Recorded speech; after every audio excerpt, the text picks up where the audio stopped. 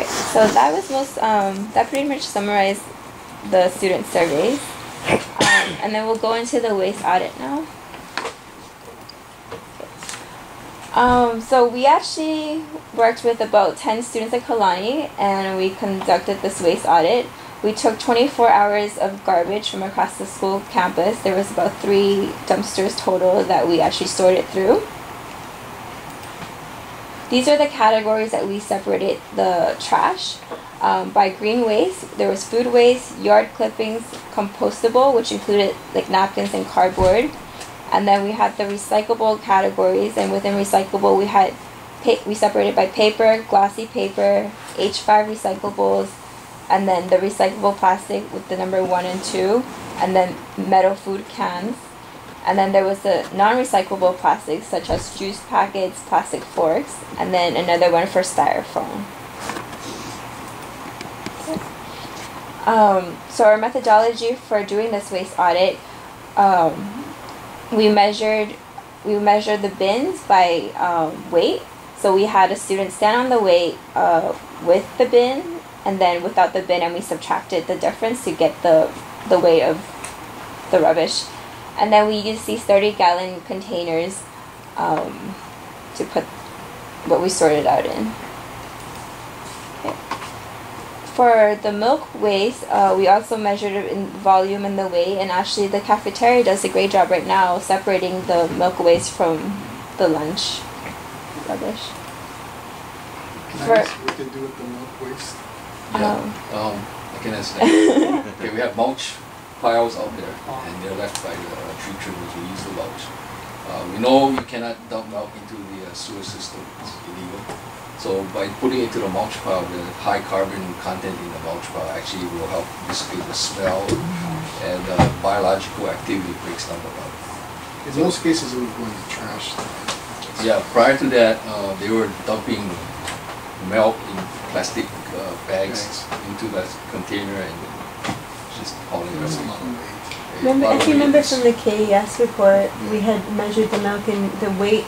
It was really significant. It added a lot of weight, and that's what you paid the tipping fees by, right? And also it soaked everything else, so even if something might have been recyclable before, it was now soaked, so you couldn't. So milk is, I think, would you guys say it was one of the biggest things we revealed in our last, milk? Steve, how much of the milk are you able to use for your... we don't actually use it, we just dispose of it responsibly. I see.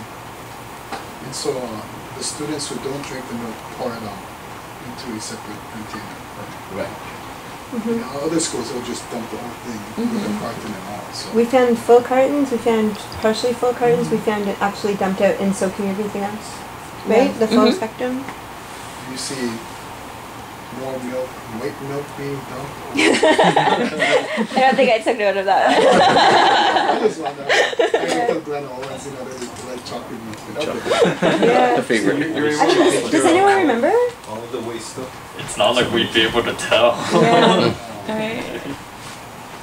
Hey Jonathan, the milk is frozen. The waste milk.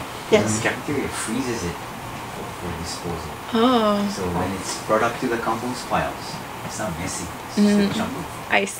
Yeah. It's great to hear that So it's not liquid. eliminate that from the waste. Okay, so for the cardboard, we basically measure the volume by using a back of a pickup truck. We flatten out all the cardboard, so basically it doesn't really reflect the actual volume that it is in the dumpster, because when they throw it in the dumpster, they don't flatten the cardboard. Okay.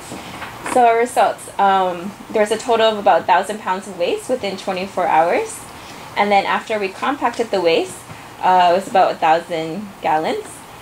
And we found out that 71% in gallons and 75% in weight is divertible.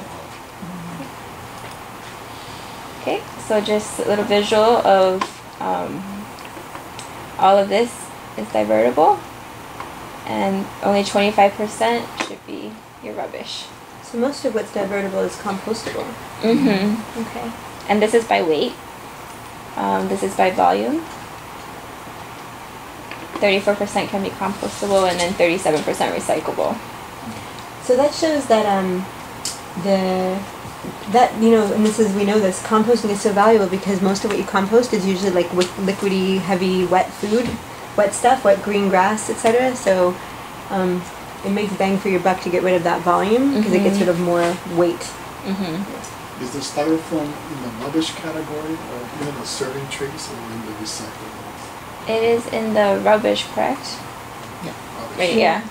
So I would imagine that would be one of your larger pieces of refuse going in. Stephen, at the time they were doing the audit, were we doing styrofoam or have we gone to the That was still styrofoam. styrofoam at that time? Okay, because we had gone over to the other plates after that, right? Sides of Yeah. this?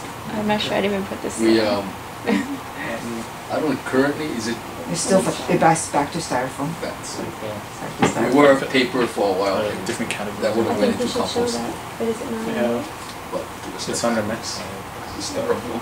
I don't know who puts. Oh. I think they don't. Oh, this one? Yeah. Oh, okay. So this is a breakdown by weight. So your compostable, 339 pounds. You can just glance through that. Right. So there's the milk. That was 15.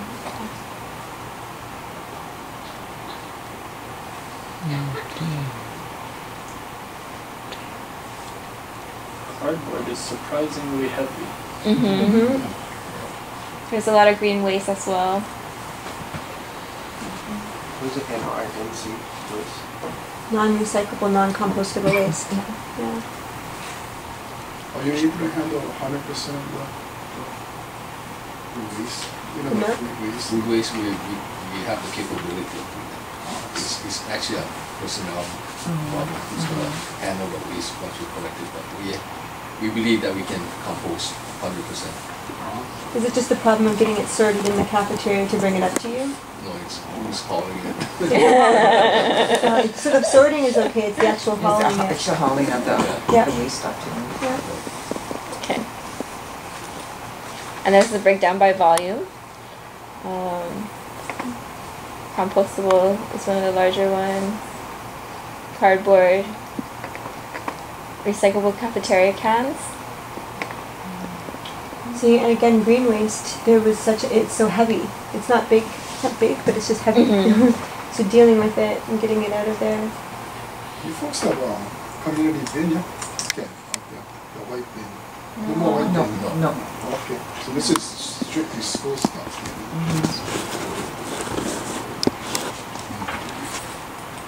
Okay. And finally, savings. We use the same tipping fee from Keone Elementary School. And basically, potential savings for a year using an 8-month school year is about $6,000 if we actually diverted and all the trash. And that's assuming that it's like that 5 days a week Mhm. for 8 months, Right. which is on the conservative side probably. So since this report was done, we have gotten a compactor for cardboard. Oh, awesome. Great. So we have a business class who's doing the, taking our cardboard and then compacting it and then turning it in for money. Oh, okay. good. So yeah, so they make out on this. We've gotten 2 checks so far. How much are your checks, do you know? One check was to start out because we started off small, Mm-hmm. $26, but it's doubled since then. That's The next that's one is significant. How often is that? Like, is that Yeah. check for? awesome. For the full month. Oh, okay. Yeah, so it's That's pretty good. still pretty good. For our first full month. Yeah. Yeah. Actually, when we did the audit, that was like one of the biggest, like, bulkier things, the cardboard. Yeah. And they're more conscious now Mhm. of where they put the cardboard, so they set it aside. And the classes have been coordinating to bring the cardboard down to a specific area, and then they come. That's great. Yeah.